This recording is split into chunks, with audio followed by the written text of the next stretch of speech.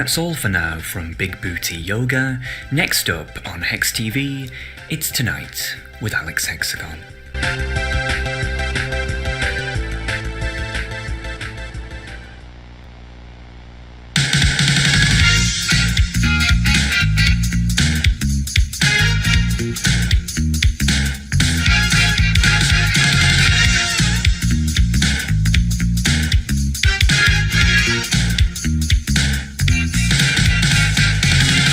From London to your living room, this is Tonight with Alex Hexagon. Thank you. Oh, you're too kind, thank you. And welcome to Tonight with Alex Hexagon. I'm Alex Hexagon, and tonight we'll be having a bit of a chat all about nostalgia. Now, nostalgia, for the 5 people who don't know, is the bittersweet longing for things, persons, or situations of the past. And believe it or not, folks, but I actually remember the first time that I ever felt nostalgic. Would you like to hear the story? Alright then.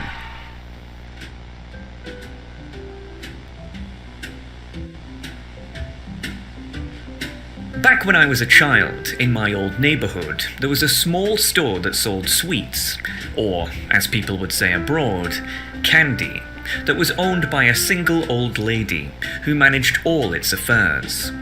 However, her store ended up running into some financial difficulties because a much larger corporate megastore had opened up just a few steps away. And because of economies of scale, this much larger megastore could get way better prices on sweets than hers could. And so, within a few months, she was forced into bankruptcy, and her store shut down. Not only that, but the building that once was the store was even demolished completely, to make way for some new housing complex. In the end, it was essentially like this store had never even existed, with no trace of it left behind whatsoever. No trace, of course, except my memories. For as bizarre as it sounds, a few years later, I remember being up one night where I started thinking back about this store and feeling a sense of wanting. Nostalgia.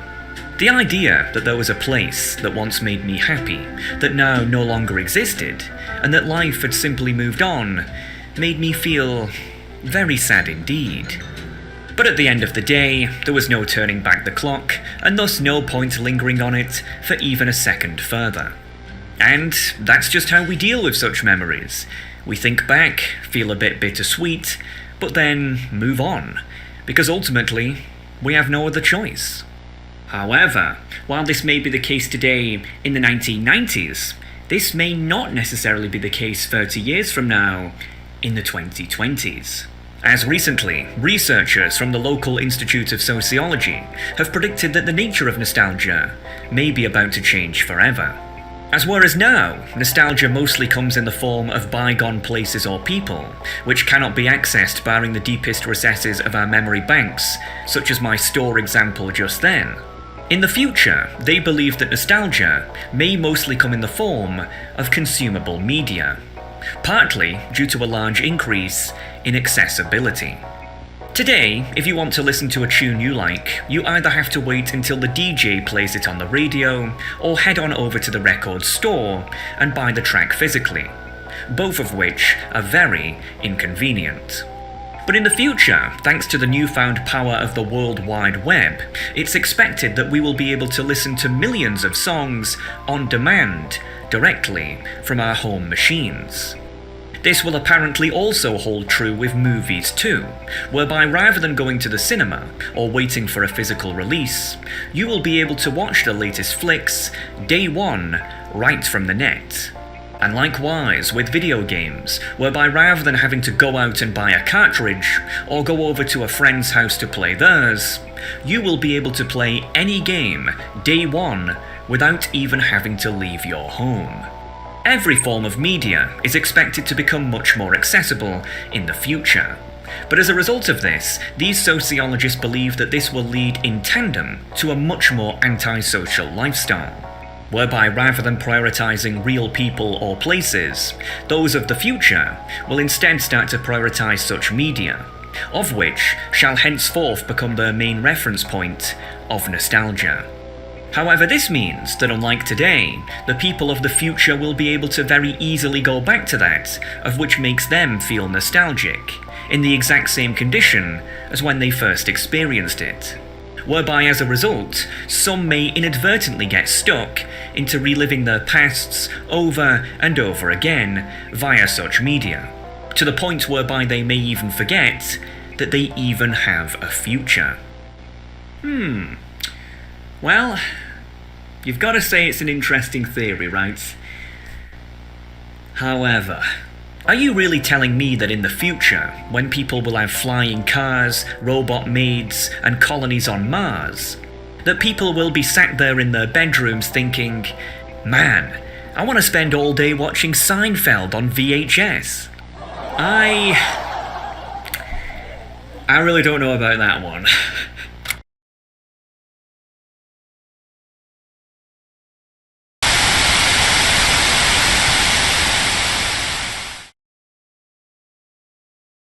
Now, I projected some of those figures for you regarding the switch to canola oil for the stadium popcorn, and surprisingly, it will only cost a half a cent more per bag, so it is definitely doable.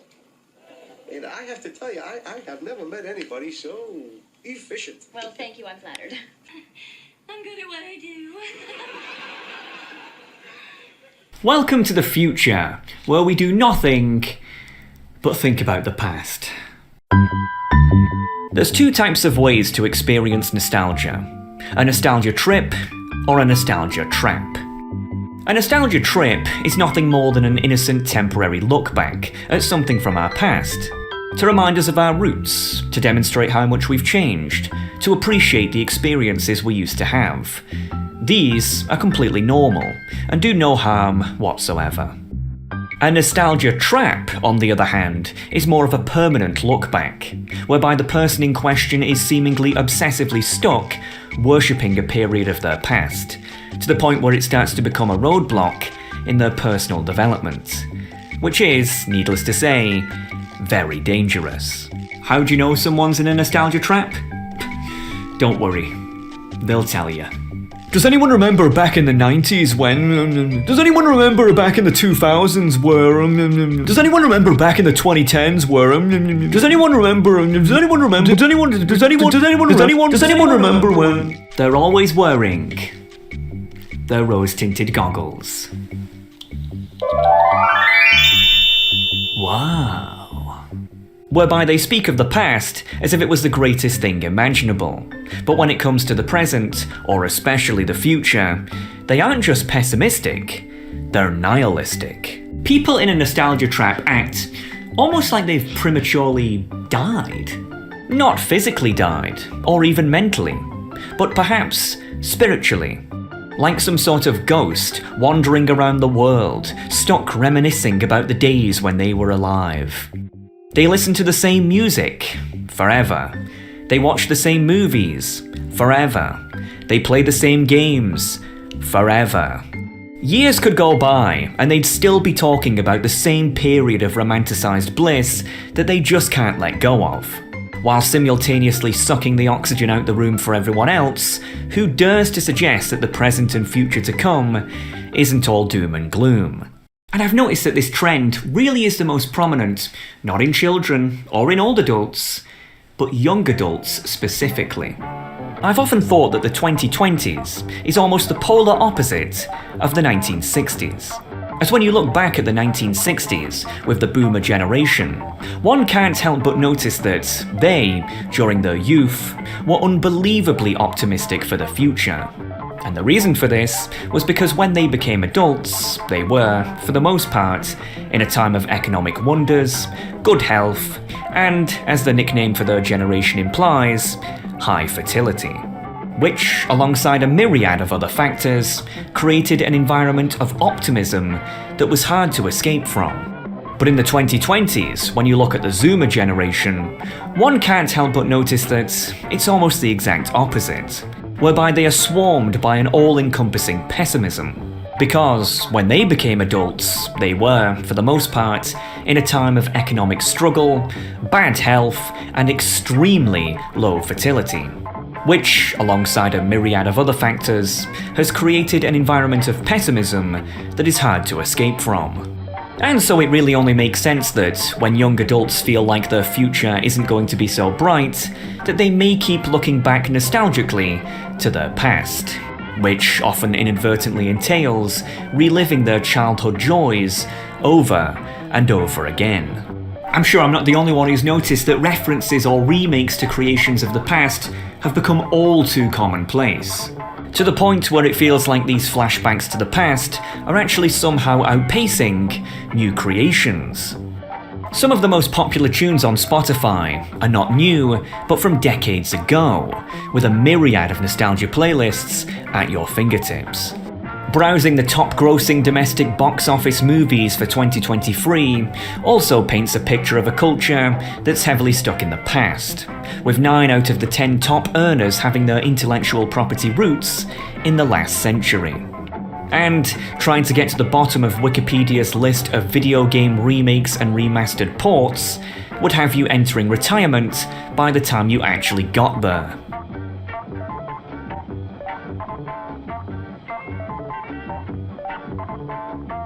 I gave up. But there's a good reason for it, however.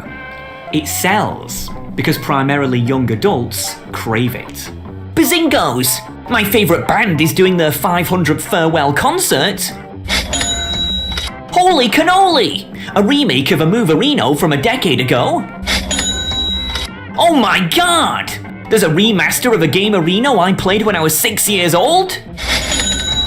But while this may be a lucrative business opportunity, psychologically, this is an absolute disaster. As when you're a child, you're not strong, you're not smart, and you're definitely not that in tune with the world. And so, it's like you're on the tutorial level, trying to learn how this life thing works. But as you get older, you start to level up, whereby you become more physically strong, more mentally enhanced, and more spiritually attuned. Ready to take on some harder levels, as now, as a young adult, you're an upgrade to your past self in practically every regard. But when one lingers in nostalgia, it's like you're still on the tutorial level, voluntarily choosing to stay in the same place as you were when you were a child. They don't realise it, but what people in a nostalgia trap are doing is infantilizing themselves. In the past, advancing into adulthood and the duties that come with it would be seen as a time for celebration. But now, due to people feeling like they can never match the expectations both they and society at large has for them, many would instead rather contract away in the past for a false sense of security. For when we were children, we don't comprehend time, duty, or societal value as we do as adults. And so this subconscious craving for such childhood memories really doesn't have much to do with such actual memories at all, but is merely the desire to go back into ignorance.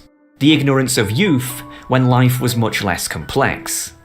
You can see this with some people in their 20s or 30s who can't believe how old they actually are now, as mentally their mind still defaults back to years long gone by, which is, more often than not, really just the time such people mentally achieved actualization, when they became an adult and thus truly aware of just how complex life actually is. And that's what being stuck in a nostalgia trap really is, a coping mechanism for those who believe they will never amount to anything in life. It's not necessarily a maturity problem per se, but it definitely is a confidence one. A problem that's becoming all too commonplace among young adults today, especially, I might add, among young men. Why? Because women tend to associate more with people, hence why all the most female-dominated jobs tend to be people-orientated. And as such, women will tend to be engulfed with the more traditional nostalgia that revolves more around people or places. Men, on the other hand, tend to associate more with tinkering, hence why all the most male-dominated jobs tend to be tinker-orientated. And as such, men will tend to be much more engulfed with this newfound modern nostalgia gained via consumable media, of which is much easier to get nostalgia trapped in due to its direct accessibility. Go on YouTube and search for something even as innocent as startup sound, and you'll come across hundreds of videos with millions of views, filled with guys reminiscing about things like old movie studios, operating systems, or video game consoles.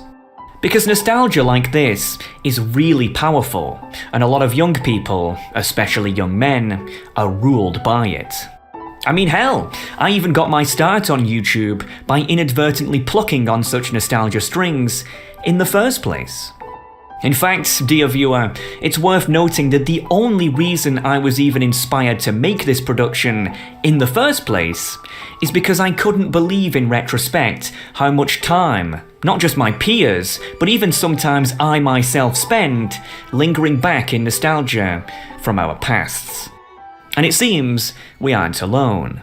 I did a poll where I asked you all, how often do you find yourself reminiscing in nostalgia? 20% of people said constantly.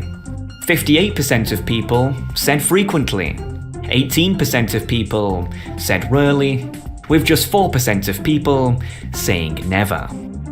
To break this down further, that means that 78% of people say they experience nostalgia often, with just 22% of people who say they don't. Needless to say then, that nostalgia traps are something that desperately need to be addressed. So, what's the solution? Well, ultimately, dealing with nostalgia really is a matter of internal perspective, and thus it all depends on how you want to see the world. And the truth is that for some people, there is no solution, because they are dim. D-I-M. D meaning to deny, to reject the idea that the future can be anything but unwavering darkness, and that there's absolutely nothing they can do about it whatsoever. I meaning to immerse, to plunge headfirst into negative influences, who hypnotize them into a state of nostalgic infantilism. And M meaning to marinate, to never pursue any long-term goals or capitalize on any of their passions, and to simply rot as if they are already a corpse. Those who are dim will forever linger in their past and spend the rest of their days pessimistically doing nothing but making everyone else around them as miserable as they are. But for others, those with a more mature mind, they, on the other hand, can be lit. L-I-T. L meaning to liberate, accepting the fact that the world isn't perfect and never will be. But as you've been blessed with the gift of life, you may as well try to make the most of it and enjoy it while you still can. I meaning to immolate, eliminating negative influences around you, whether in the form of people, groups, or businesses, who tempt you back into a state of nostalgic infantilism. And T meaning to transact, to find something you are specifically passionate about that you can tangibly turn into a profession, to not just sustain your existence, but put your focus into, to make yourself and the world at large better. Those who are lit will try to focus on their future, and spend the rest of their days optimistically attempting to bring not just themselves, but also those around them, into a brighter tomorrow. Those who choose to be dim will be forever nostalgia trapped, whereas those who choose to be lit will never be nostalgia trapped. So, do you want to be cowardly, whinging about how much better it was back in 1200 BC? Forever playing with your childhood toys that your mummy bought you? Refusing to accept that your fate is in your hands? Or do you want to be courageous, daring to dream for the future, putting yourself in uncharted territory, and accepting the fact that your fate is in your hands? The choice is yours.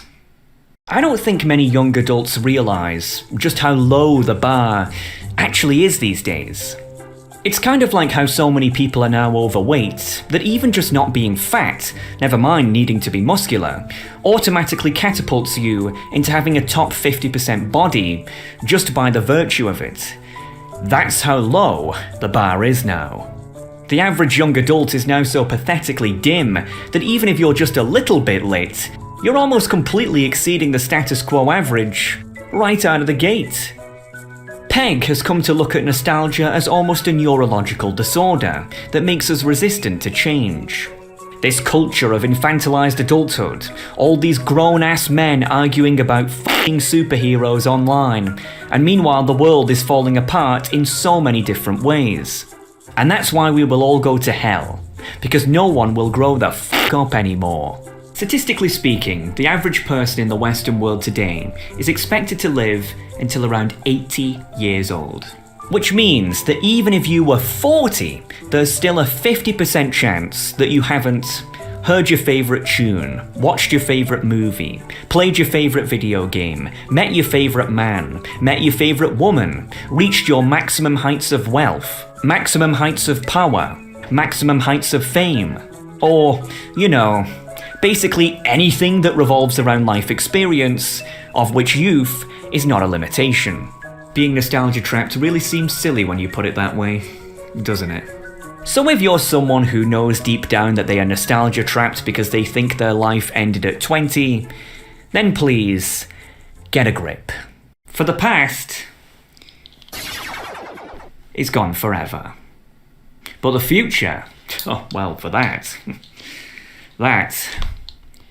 is in our hands.